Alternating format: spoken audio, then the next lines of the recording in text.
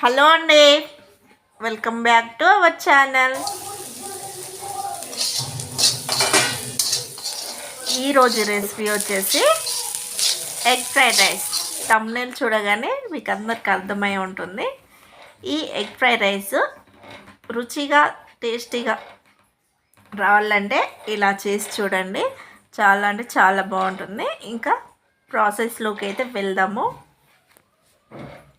నేను ఇక్కడ బాస్మతి రైస్ తోటి ఎగ్ ఫ్రైడ్ రైస్ అయితే చేస్తున్నాను. ఒక అరకిలో వరకు బాస్మతి రైస్ అయితే తీసుకున్నాను.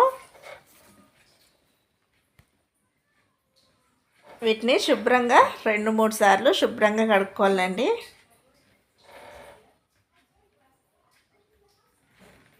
ఇలా కడుక్కున్నాక మళ్ళీ నీళ్ళు పోసి ఒక అర్ధగంట పాటు నాననివ్వాలి.